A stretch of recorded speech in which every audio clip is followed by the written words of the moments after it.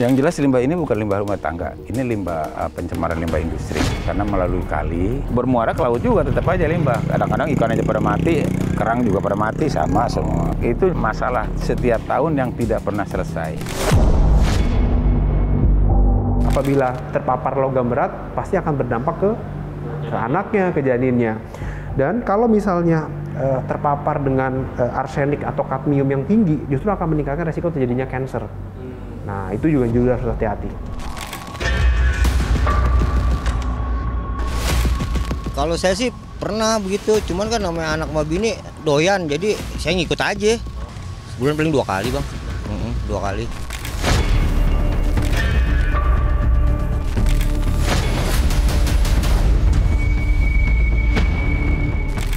Indonesia begitu kaya akan boga bahari. Sebut saja cumi, ikan, udang. Mana favorit Anda? Katakanlah kerang yang kaya akan protein. Tapi apa jadinya jika kerang yang dikonsumsi justru terkontaminasi oleh logam berat di perairan? Bersama saya Augar Diansyah selama 30 menit ke depan, kami ajak Anda untuk menelisik lebih dalam kerang yang berpotensi mengandung logam berbahaya timbal dalam Expose.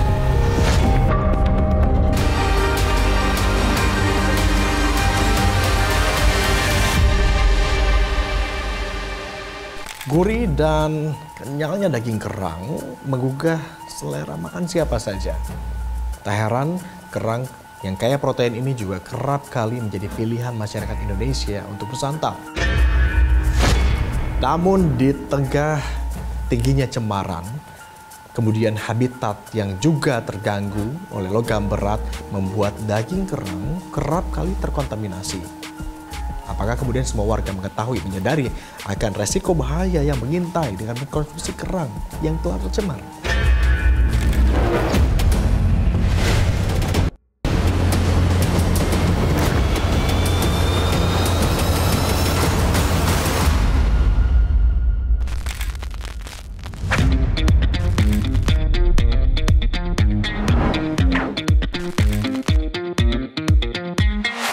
Panganan berbahan utama boga bahari atau umum dikenal sebagai seafood memiliki penggemar sendiri di kalangan masyarakat Indonesia. Tak ayal, bisnis bahan baku maupun kuliner bahari masih jadi primadona. Belum lagi melimpahnya hasil laut Nusantara turut jadi faktor olahan pangan boga bahari populer di antara masyarakat Indonesia, khususnya daerah yang dekat dengan pesisir. Sejumlah warga mengaku menikmati panganan ini dengan berbagai alasan.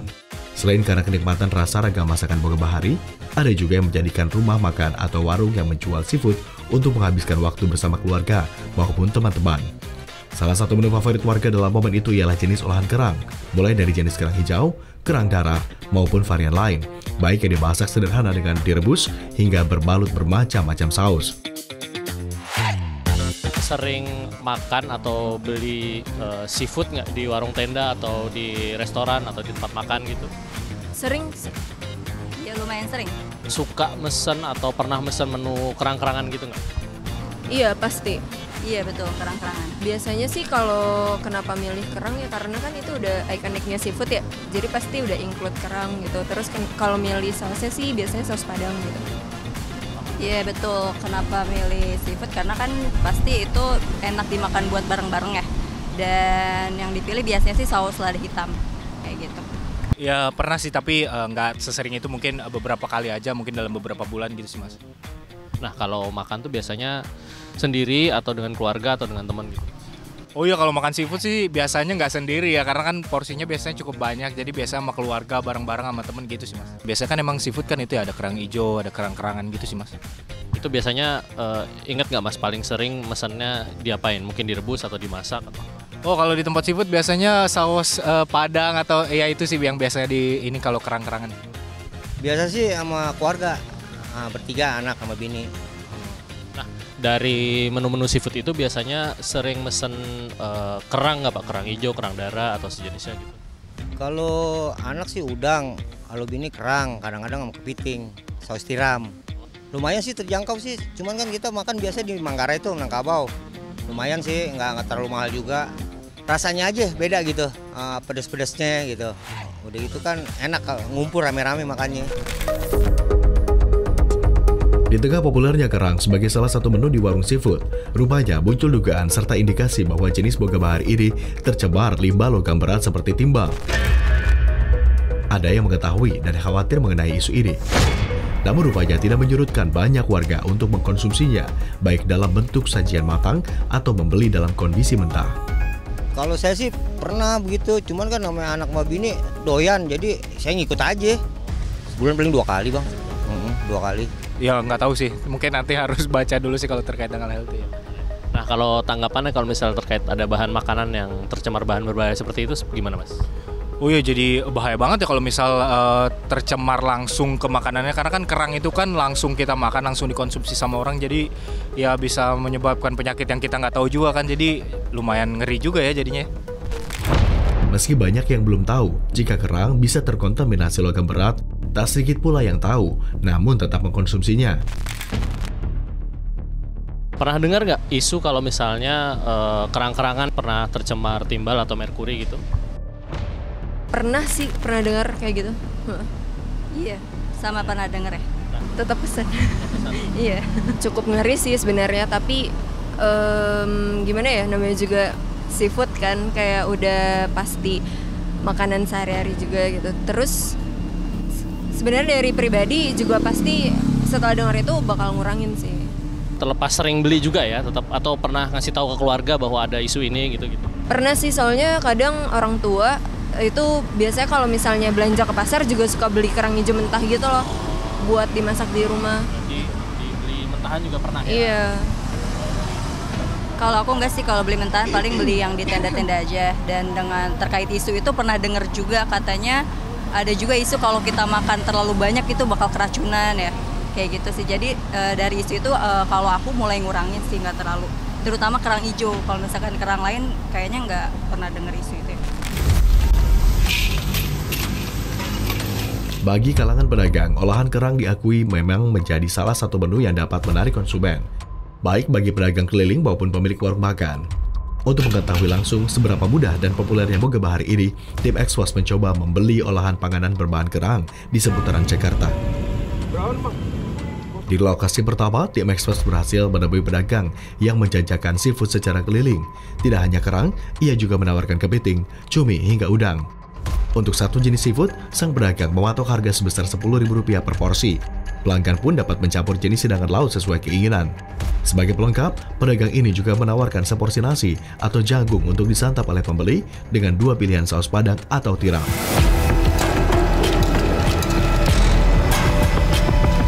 Tim Exwas juga menyambangi sebuah warung makan yang menyediakan menu hidangan laut. Di tempat ini terdapat lebih banyak opsi menu hidangan laut serta pilihan masakan bagi pembeli. Pemilik warung mengaku sudah berjualan selama lebih dari 15 tahun, mengungkap dapat menghabiskan setidaknya 4 hingga 5 kg kerang segar untuk diolah dan disajikan kepada para pelanggan setiap harinya. Terfavorit sih kerang, seafood mix, itu juga favorit sini, seafood mix saus padang. Ada kerang, ada udang, ada cumi, ada kepiting, ada jagungnya kadang. Tapi kan kita kan kadang jarang ngerebus, karena kan nggak ada pendinginnya. Saus sih banyak ya, ada bumbunya, ada banyak sih macam-macam. Ada saus tiram, asam manis, saus mentega, rica-rica, sama saus padang. Banyak sih, waktu itu sih dulu lebih rame lagi karena kondisi sekarang lagi ini juga menurun ya. Dulu sih lebih rame lagi, dulu sih kerang sekitar 10 kilo habis sehari. Dalam sehari itu kan? Iya, karena kan kita jualan juga bukan kerang doang, macam-macam. Ada nasi goreng, ada mie goreng gitu.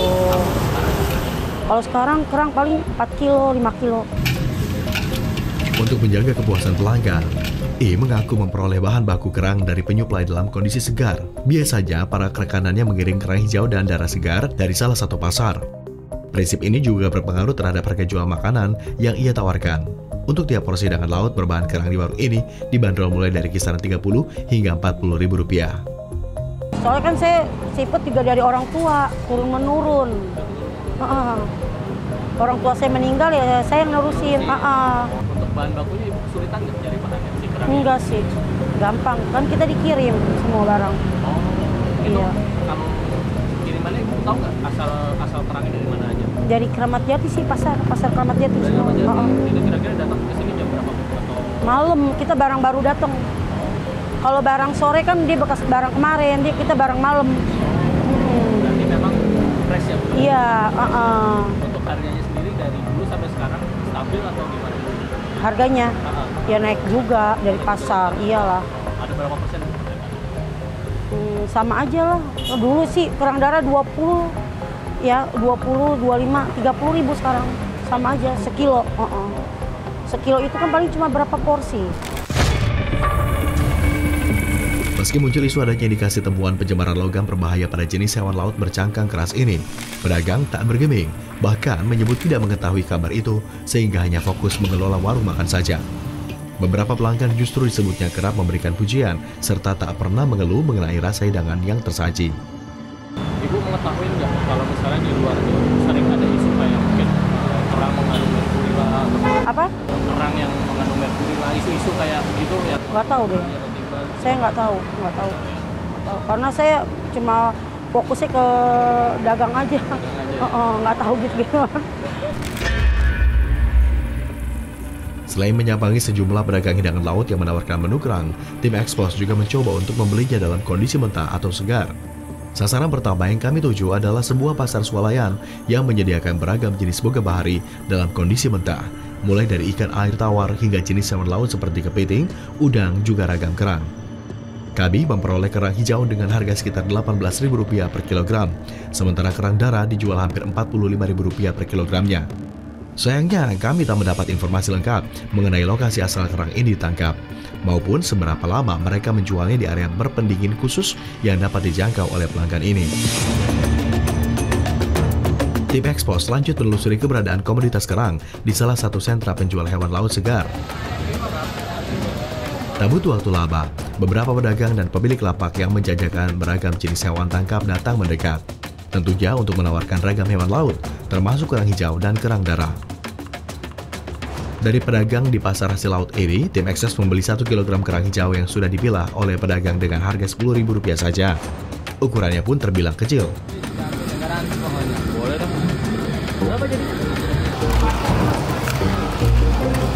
Untuk kerang darah, tim Expos mendapati hanya ada satu ukuran cukup besar. Sang pedagang menjualnya dengan harga serupa pasar swalayan, yakni berkisar Rp45.000 per kilogram.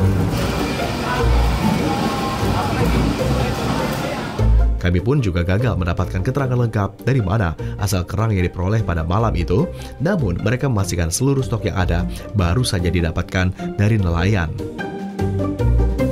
Untuk mengetahui proses penangkapan komoditas kerang ini, tim Expos juga berkesempatan mendatangi kawasan kampung nelayan.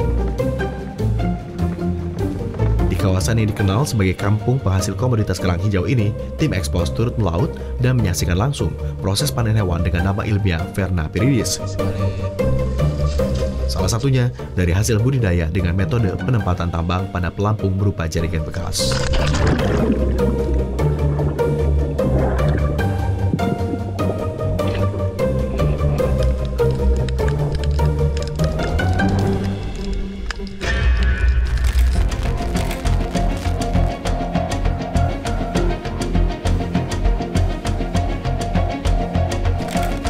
Tim Expos kemudian mengumpulkan kerang dari sejumlah titik, baik kerang mentah maupun kerang masak, termasuk kerang yang sudah dibekukan.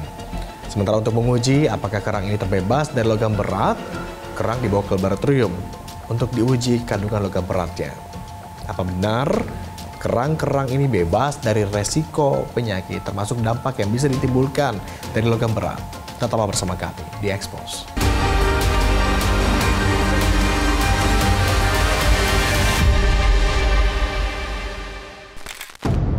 Anda kembali menyaksikan Expos bersama saya Agung Hardiansyah. Pemirsa, kandungan logam berat di dalam panganan yang dikonsumsi tentu beresiko menimbulkan ragam penyakit. Bukan tidak mungkin, panganan yang kita konsumsi juga mengandung logam berat, termasuk sampel-sampel yang diuji melalui laboratorium kimia. Benarkah sampel-sampel yang diuji ini terbebas dari resiko penyakit yang ditimbulkan akibat kontaminan logam berat?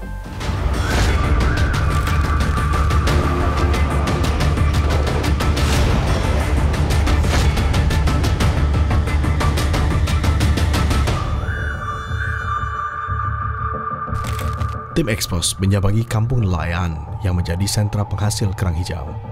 Kurang lebih 1 jam perjalanan membelah perairan untuk menuju titik-titik tempat hasil kerang hijau dipanen oleh para nelayan dengan sistem ternak.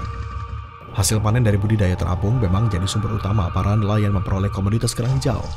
Meski ada juga yang mendapatkan secara liar saat menjaring atau menggunakan perangkap. Teknik ini telah dikembangkan cukup lama. Kali pertama diuji cobakan saat era pemerintahan Orde Baru pada dekade 1990-an. Saat itu, ban serta tambak bekas dimanfaatkan sebagai media tumbuh kembang kerang. Sebenarnya kalau kerang hijau bukan hasil tangkap ya, di sini ada ternak dan ada yang liar. Dan ini sudah ada mulai percobaan sejak tahun 90-an sampai sekarang ini berjalan terus. Dan bahkan ada perkembangan-perkembangan yang awalnya tadinya hanya ternak itu melalui bambu aja, naik tancap, tapi sekarang sudah ada ternak apung yang menggunakan drum. Jadi 3 jenis sekarang, ada yang menggunakan drigen, ada masih menggunakan bambu, dan ada yang drum. Yang drum memang biayanya lebih besar. Pembuatan ternak itu bisa sampai 20 lebih, Bang. Juta Pak ya? Iya, 20 juta lebih, sekitar 20 sampai 26 juta. Untuk biaya yang apung. Kalau yang lainnya sih hanya paling 10-12. Kini, metode ternak kerang hijau sudah berkembang menjadi 3 teknik atau metode. Masing-masing cara memiliki satu kesamaan, yaitu menggunakan tali tambang dan serat alami. Kemudian untuk menjaga medium tumbuh kerang mudah dikenali, nelayan memanfaatkan rem bekas atau jerigen plastik sebagai pelampung. Jadi dia dipasang yang jelas faktor utamanya adalah tambang, karena dia bibit itu nempel di tambang. Kalau nelayan bilang katanya air manis. Waktu air manis itu timbul setelah musim barat, campuran antara air hujan dengan air laut itu timbul bibit. Nah, banyaknya bibit waktu di situ. Dan sistemnya juga sistem dari panen ini ada 2 macam, ada sistem pemborong, ada yang dilakukan sendiri. Gitu. Banyak juga umumnya pada sistem pemborong karena terlalu repot. Kalau waktu panen itu satu ternak itu bisa seminggu, kadang-kadang bisa lebih. Nggak bisa langsung selesai dia. Dengan metode ternak ini, para nelayan berkesempatan memanen kerang hijau sebanyak 2 periode dalam kurun waktu setahun, yaitu dalam rentan waktu 5 bulan. Jeda waktu tersebut dinilai cukup untuk mendapatkan kerang hijau dengan ukuran ideal dan daging layak konsumsi. Meski tak sedikit juga yang memilih memanen lebih awal ketika terdesak kebutuhan. Kalau panen biasanya setahun itu 2 kali. Pada setiap 5 bulan itu standar hasil yang bagus. Standar hasil yang bagus itu 5 bulan itu sudah cukup besar, memadai. Kadang-kadang juga 4 bulan juga udah dipanen. Karena butuh duit dipanen aja dulu. Cuman besarnya kurang besar gitu. Biasanya hasil panen dari ternak apung milik nelayan akan dibeli oleh pengepul secara borogan dan memakan waktu paling lama hingga sepekan. Sebelum membeli kerang, tiap tengkulak akan melakukan survei ke beberapa titik yang dinilai sudah layak panen dengan cara menyelam untuk mengecek serta menawar harga beli kepada nelayan. Selain melepas ke pengepul atau tengkulak dalam kondisi segar, nelayan juga mengolah secara mandiri hasil tangkapannya, yaitu dengan menjual daging kerangnya saja.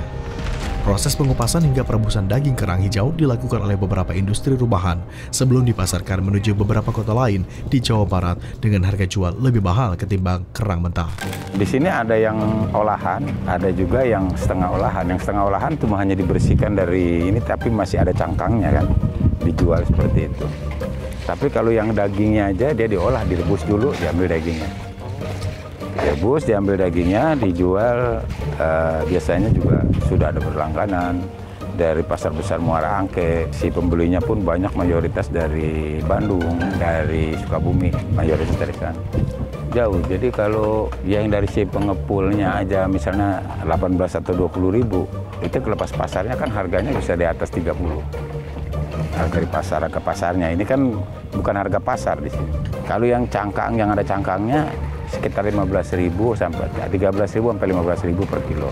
Belum dipisah ukurannya berarti Pak? Biasanya ada beda ukuran, size-nya ada. Yang lebih besar biasanya lebih mahal. Budidaya kerang hijau di laut lepas menggunakan metode ternak apung mulai dari proses munculnya bibit hingga panen tiba, bukannya tanpa kendala. Cuaca masih menjadi tantangan utama. Siklus musim angin laut menjadi patokan waktu bagi nelayan dalam memasang perangkat ternak, baik berupa rangkaian bambu yang ditancap atau mengapungkan jerigen. Nah, cuaca mulai bulan November, Desember, Januari, Februari itu kan waktunya musim barat. Ya kadang-kadang nelayan juga ada profesi, ada yang jadi pemulung, ada pekerja buruh serabutan atau apa. Ya itu waktu itu yang bisa kerugian. Kadang-kadang kalau ternak ini kena badai kan hancur habis. harus buat baru lagi. Saat ini salah satu faktor keuntungan ternak yang ternak apung yang dari drum, biayanya besar. Tapi waktu jatuhnya musim barat tahunan itu, dia kan ngambang, bisa ditarik ke pinggir, bisa buat berlindung. Keuntungan itu memang biayanya lebih besar. Kendala lain yang mengancam proses budidaya kerang hijau adalah pencemaran lingkungan dari limbah kegiatan pabrik ke aliran sungai yang bermuara di Teluk Jakarta. Pencemaran limbah inilah yang jelas merugikan nelayan karena limbah bisa dengan mudah membunuh bibit-bibit kerang dan yang pasti biota laut tak dapat hidup dalam kondisi air yang tercemar saat mereka berdebar jala. Yang jelas limbah ini bukan limbah rumah tangga, ini limbah pencemaran limbah industri. Karena melalui kali, bermuara ke laut juga tetap aja limbah. Kadang-kadang ikan aja pada mati, kerang juga pada mati, sama semua. Itu masalah setiap tahun yang tidak pernah selesai. Kita sudah coba kemukakan pada lingkungan hidup. Keterbatasan kewenangan kami juga sebagai pengurus nelayan. Iya, dari tahun-tahun sebelumnya. Belum optimalnya penanganan limbah industri yang kerap merugikan nelayan berujung pada kerugian yang mereka alami karena penundaan bahkan kegagalan panen. Dalam skala lebih besar, pencemaran limbah memunculkan potensi kontaminasi logam berat yang bisa terendap dalam tubuh kerang dan dikonsumsi oleh manusia. Untuk memastikan adanya pencemaran khususnya material logam berat dalam kerang, sampel-sampel kemudian dikirim untuk diteliti dalam fasilitas laboratorium milik Fakultas Teknologi Pangan Universitas Pasundan Bandung. Hasilnya mengejutkan. Jadi dari 9 sampel yang diuji ya ada 5 sampel kerang hijau dan 4 sampel kerang darah. Itu kerang darah itu 4-4-nya positif mengandung logam berat dan khususnya ini yang diuji adalah logam beratnya PB ya, PB. Kemudian untuk sampel kerang hijau ini dari 5 sampel yang diuji 1 positif, sedangkan yang 4 itu negatif. Menggunakan metode pengujian kualitatif menunjukkan bahwa 5 sampel tak layak konsumsi, bahkan jangan sampai mengkontaminasi tubuh. Jadi ini yang diuji adalah logam beratnya PB ya, khususnya PB itu timah hitam atau plumbum. PB itu singkatan dari plumbum. Jadi logam berat itu adalah unsur yang memiliki berat jenis atau densitas yang besar. Jadi sekitar 5 gram per centimeter kubik. Jadi sangat besar. Sedang dibandingkan dengan air itu kan hanya 1. Sehingga ketika diuji menggunakan metode yodo ya, menggunakan I2 ya, yodium, itu akan menyebabkan kalau yang ada logam beratnya membentuk endapan warna kuning. Sebagai biota yang bertahan hidup dengan menyerap nutrisi dari lingkungan tempat tinggalnya, kerang memiliki fungsi sebagai filter feeder. Sehingga jika terkontaminasi logam berat, otomatis logam berat akan terakumulasi dalam tubuh kerang, khususnya di jaringan lunak. Nah, sehingga kerang itu kalau tambah besar, tambah lama ada di air yang tercemar, maka makin tinggi kandungan logam beratnya. Dan terakumulasi, artinya terakumulasi itu terusnya bertambah. Sehingga kadang-kadang kandungan logam beratnya lebih besar daripada kandungan logam berat yang ada di air tersebut. Karena terakumulasi. Kandungan logam berat dalam tubuh kerang yang dikonsumsi seringkali mengakibatkan tak lekas disadari. Bahkan, tak sedikit yang abai dan tetap nekat mengkonsumsi, padahal resiko kesehatan yang harus ditanggung nyata adanya. Nah, yang akan jadi masalah itu kalau kita terpapar terus-menerus dalam jangka panjang dan dalam jumlah yang besar. Nah, itu yang jadi masalah. Sebenarnya kenapa? Karena tubuh sebenarnya akan ada efek mengeluarkan. Ketika kita terpapar dalam jumlah yang kecil gitu ya, dalam jumlah satu waktu kecil akut gitu ya, tubuh akan ada kompensasi untuk mengeluarkan. Tapi akan jadi masalah kalau itu kita terpapar terus setiap hari dalam dosis yang sangat tinggi. Efeknya apa? Bisa jadi mual, muntah gitu, kayak orang efek keracunan. Lama-kelamaan akan membuat gangguan fungsi ginjal, fungsi hati, itu akan jadi masalah. Sampai kalau misalnya yang akan jadi masalah kalau ibu hamil yang terpapar pada saat dia kehamilan itu. Makanya kan kadang-kadang ibu hamil kita suka melarang tuh makanan-makanan yang mentah, satu apalagi itu, kedua konsumsi jenis laut yang filter feeder tadi, seperti kerang gitu.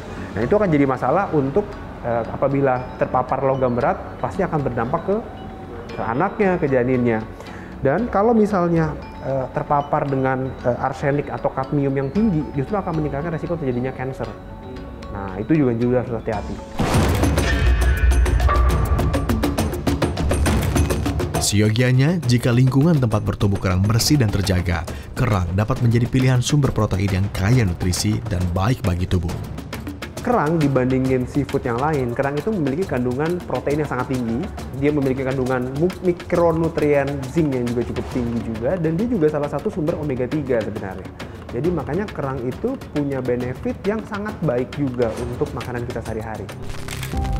Penting menggali informasi dari mana masakan yang masuk ke dalam tubuh berasal, karena mata awam tak dapat mengenali adanya kandungan bahan baku pelapis kabel dan pembuat baterai ini. Sebetulnya kalau untuk masyarakat umum ya tidak bisa, sulit. Hanya karena ini harus diuji gitu ya. Biasanya kerang pun kalau sudah sedemikian tinggi kandungan logam beratnya di air, itu kerangnya sendiri juga mati. Sulit. Terlepas dari kontaminasi logam berat, kita anggap semua seafood atau semua kerang itu bersih tanpa ada kandungan logam berat dan lain-lain. Seafood itu kita bisa konsumsi 1-2 kali per minggu. Dengan per satu kali makan kurang lebih sekitar 75 gram sampai 100 gram per satu kali makan. Kenapa? Karena dia tinggi protein, omega 3 juga bagus, zinc juga oke, gitu ya. Tapi karena ada kandungan terpapar dengan logam berat tadi, kita harus bisa pintar-pintar mencari sumbernya. Dari mana si kerang itu berasal? Dari mana kerang itu hidup sebenarnya? Carilah lautan atau sumber yang lautannya itu tidak terpapar logam berat.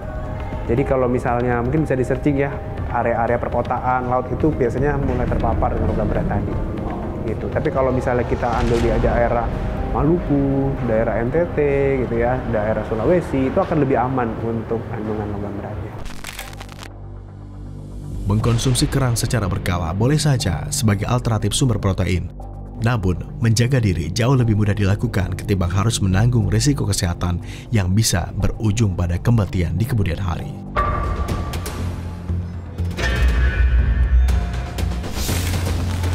Meski daging kerang ini syarat akan protein dan memiliki kandungan gizi yang tinggi, tetapi sifat kerang yang menggunakan cara makan berbeda, menyaring makanan-makanan kecil, ini berpotensi juga ikut menyaring kontaminan-kontaminan di dalam habitatnya, di dalam air. Oleh karenanya, konsumsi kerang berlebihan tidak dianjurkan, apalagi potensi kandungan logam berat nyata adanya terkandung di dalam kerang. Saya Agung Hardiansyah pamit undur diri. Terima kasih atas kebersamaan Anda. Sampai jumpa lagi di Expose selanjutnya.